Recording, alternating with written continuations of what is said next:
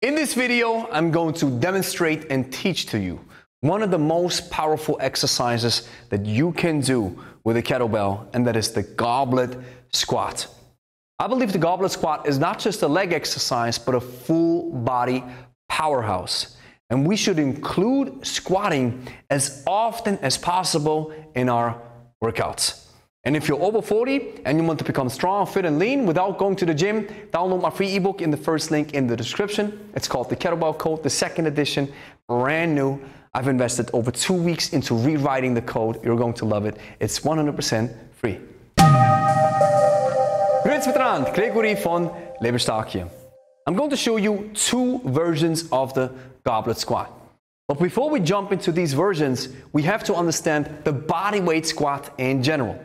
Because the goblet squat builds on this particular bodyweight squat that you have to learn and know before you load it with a weight. I'm going to demonstrate a couple of reps of the bodyweight squat. I'm going to stand in a 45-degree angle so you can see part of my sides and part of my front. Ready? 3, 2, 1, let's go.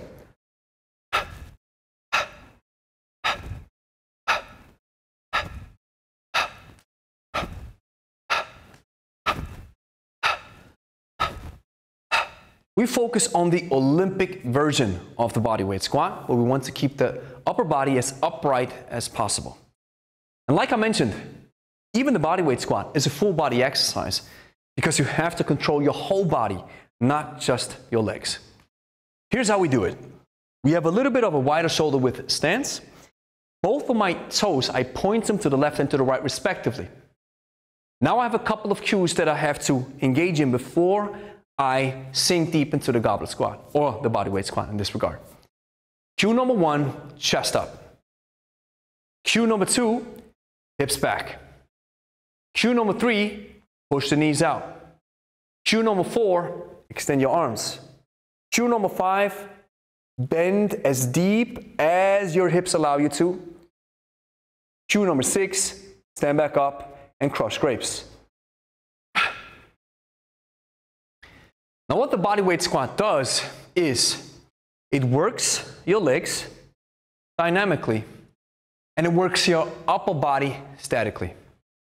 You have to keep this upright posture, and this requires a lot of strength in that area. So if you fold over, don't worry about it. This means that you probably still lack a little bit of strength. Keep going and keep trying. And one thing that you have to also notice is the hips architecture. I have a so-called Slavic hip where I can sit as deep as possible into the goblet squat or the bodyweight squat. And when I sit deep, my hamstrings connect with my calf. I can keep my upper body as upright as possible, almost vertical, as I keep my arms extended. And this is where the term Olympic squat comes from, because the Olympic folks, Olympic weightlifting folks, they squat like this. And this requires your hip to allow this particular movement. We have seen in our practice that some folks are only able to ascend down here. And this is where they stop. They can do whatever they want, stand a little bit wider, push the knees out, keep the upper body as upright as possible, and they feel like they're blocking. You're not able to go deeper. And so that means that your hip architecture probably does not allow a deep squat, which is fine. Always follow this cue that says, squat as deep as your hips allow you to. And now that we understand the bodyweight squat, we're now going to move into the goblet squat with 2 variations, with the major difference being the way you grab the kettlebell, the regular goblet squat and the horn grip goblet squat. We're going to use everything that we've learned in the bodyweight squat and apply that information with the goblet squat. So variation number 1 is where you swing the kettlebell up and grab the kettlebell by the bell itself, and the handle points down towards the floor. Looks like this. 1, 2, 3.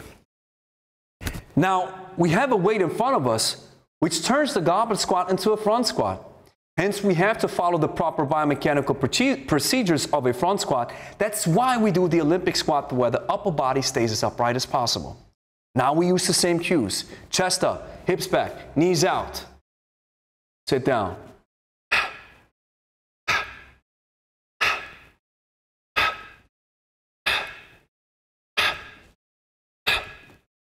And as you can hear, the way I exhale at the bottom and I exhale at the top. Now you saw my stoppage or how I dropped the kettlebell.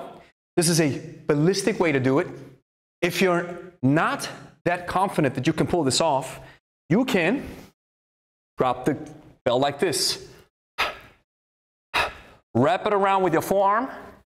Grab it with the free hand from the bottom so that your palm is facing towards you and drop it. The second variation is the goblet squat where you grab the bell by the horns. This looks like this. Now, the same cues apply. Chest up, hips back, knees out, squat down.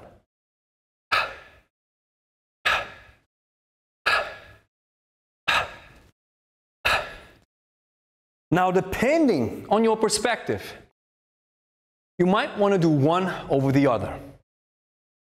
They both are almost identical. The only difference is when you grab the kettlebell by the horn grip, your arms do more work. They have to stabilize it, so there's more work going on in the upper body than as if you grab the kettlebell by the bell itself. Because when you grab it with the bell itself, your bigger muscles can help squeeze the bell, chest, arms, and you don't have to hold on it for dear life, which makes it easier for you to work on your legs if you want to focus on a heavier bell and focus on your legs only. And with the horn grip, you have more upper body involved, which, like I mentioned, depending on your perspective, can be your goal. You want a little bit more muscle involvement. From a general perspective, everything is working in the goblet squat. The upper body or your spinal muscles have to keep your upper body as upright as possible. You have to keep your midsection engaged, your abdominals, to keep that upright position. Your arms have to do the work, and of course your legs, which turns the goblet squat into a full body powerhouse. Finally, I want to show you a version that is from Pavel that he calls the Prying Goblet Squat.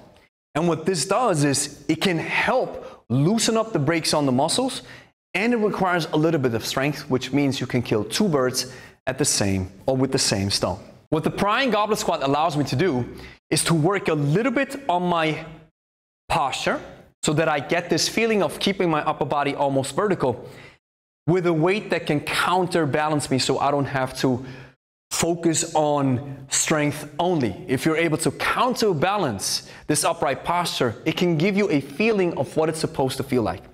And also we can open up the hips and the legs a little bit more. So here's how the Prying Goblet Squat, what it looks like. You grab it by the horns and the horn grip. You sit down deep into the squat, and now you push your elbows into your thighs. And you push them as far as possible so I feel that stretch.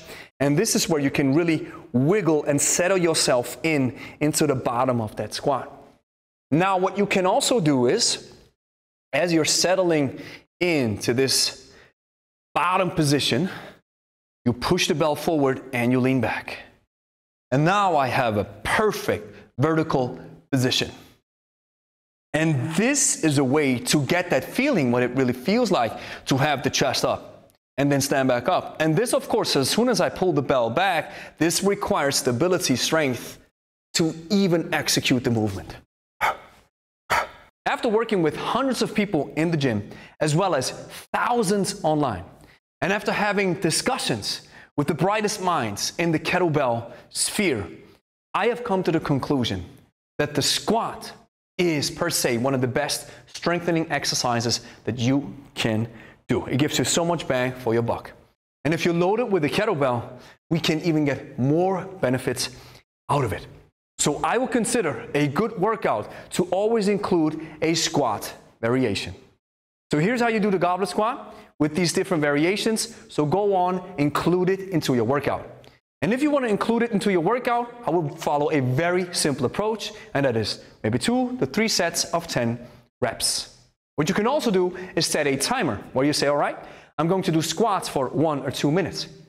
And when you work a little bit longer, you can then sit down into the bottom of the squat, get that prying effect, keep the kettlebell close, and rest in that bottom position, and then come back up and then back down. You actually then use the exercise like a typical kettlebell exercise, like a clean or a snatch, where you have a rack or rest position. And this is how you can work with the kettlebell and include the goblet squat into your workout routine. And as I always say, kettlebells are so awesome. It's an intuitive feeling. It's weighted locomotion. So now that you know how to do it, go ahead and put in the work. And if you're wondering what type of kettlebell I'm using, it's the Pro Kettlebell, the best kettlebell on the market, period. We are working hard to making it available in the EU, Switzerland, as well as the UK as soon as possible. We have a waiting list in the description where you can get notified once we open up shop. Check the link in the description to get 10% off your next purchase and use the code LEBESTARK at checkout. Here's the next thing that you have to do. Clean and press that like and subscribe button. Share with a friend who's interested in kettlebells. And if you made it this far, download my Kettlebell Code ebook, the 2nd edition, right now. Link is in the description. Listen, kettlebells can change your life after 40. We have seen this in practice so often. I don't just say this lightly. We have seen that people, when they started with kettlebells, doing the proper movements, as well as the hinge, which you've seen in the video, just from the first couple of workouts, they have felt an improvement immediately and right away. This is what happens when you loosen up your body's brakes. And afterwards, you then have to strengthen your body. And this is what the kettlebell can do, especially for the after 40 crowd. And for this, you have my ebook. It's 100% free. So download it right now. Link is in the description.